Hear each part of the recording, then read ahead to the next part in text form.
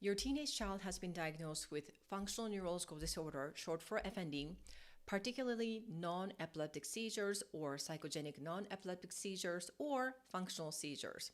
Whatever the name is called, your child has been diagnosed with non-epileptic seizures. Well, how is that different from epileptic seizures? Let's get to it. Hi, my name is Dr. Lee. I'm a pediatric health psychologist and chronic pain survivor myself.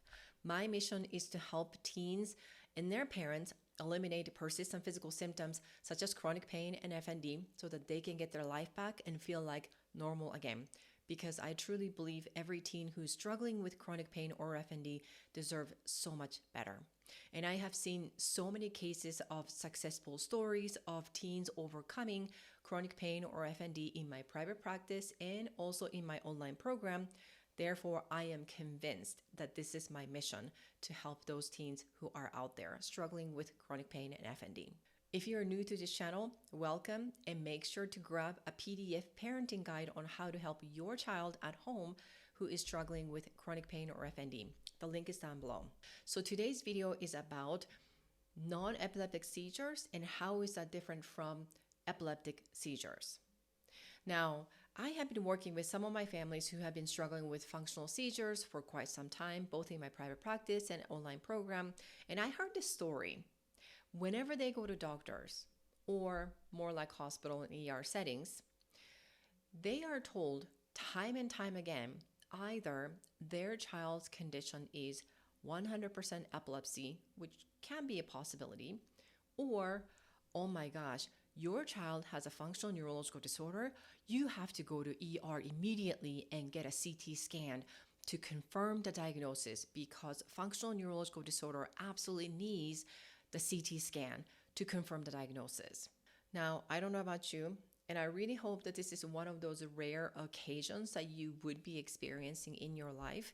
But unfortunately, I hear from time and time again that families do get confused about what to believe because they are told that their child has an epilepsy when there is absolutely no evidence of such other than the clinical presentation.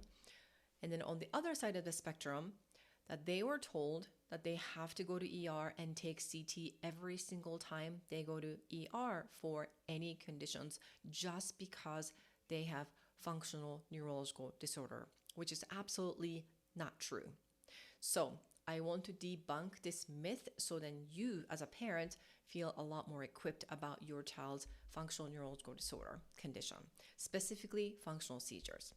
All right, as a super fundamental level, functional neurological disorder itself is an umbrella term to describe these cross-wired problems between the brain and the body when structurally your child's brain is looking quote-unquote okay. So it is a disorder of function in the nervous system. Okay, so that is really important. And that means your child is going through a legit condition and whatever your child is experiencing, particularly in this context of functional seizures, is real. However, there is no structural damage or anything that the doctors or any scans can catch while your child is going through these functional seizures. So in a nutshell, what happens is the functional seizure happens when your child's brain and the body balance is really, really off, whether your child is feeling stress at that time or not. So sometimes your child might be just sitting on the couch and watching TV or movies, just nonchalant and chill, and boom, suddenly your child can be having that functional seizure episode. So if you ask your child, what were you thinking? What was the stress? Well, your child might be saying, well, nothing. I was just watching TV and just chill, So that could be happening. But really what we're talking about is the off balance between the brain and the body, whether your child likes it or not. So that's in a nutshell a functional seizures. Now, functional seizure is different from epileptic seizures. By virtue, epileptic seizure happens when there is a sudden electric charges in your child's brain. Therefore, EEG detects the electric activities in your child's brain. Whereas functional seizures, no matter what, no matter how many times your child is having this seizure episode, the EEG will not pick up anything.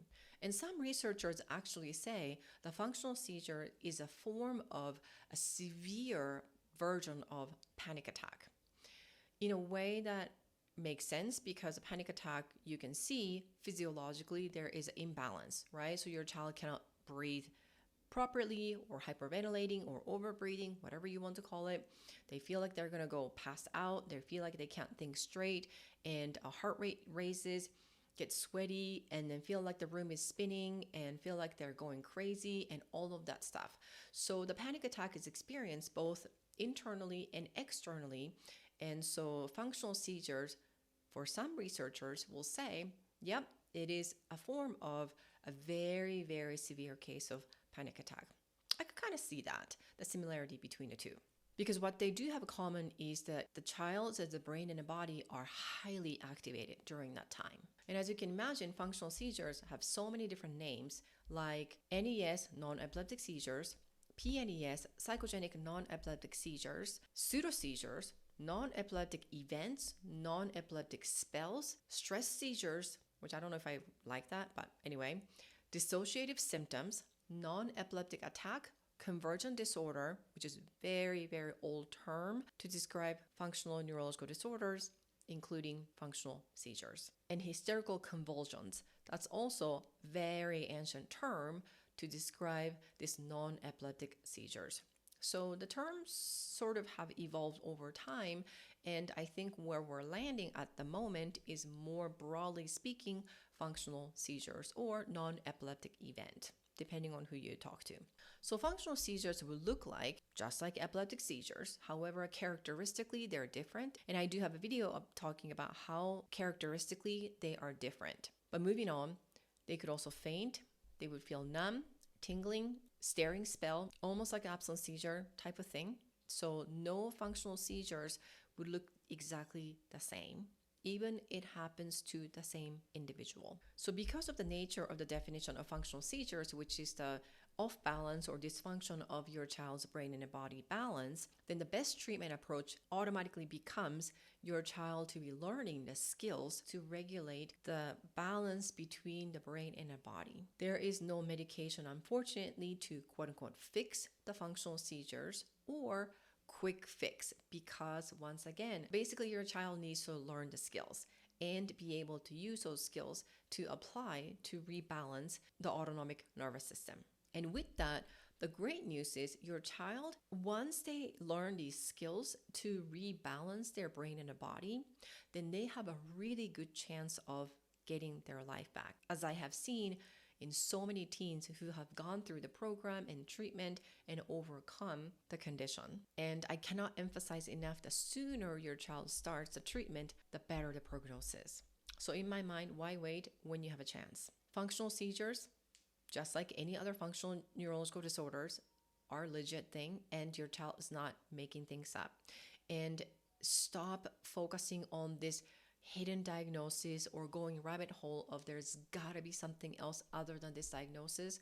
Once you get this diagnosis, make sure to find a treatment or provider who can work with you to treat this condition, because there's nothing good for you to just brush it off and chalking up to, oh, this is just a stress. Oh, this is just trauma. Oh, this is just anxiety. Oh, it's all in their head. No, it's not.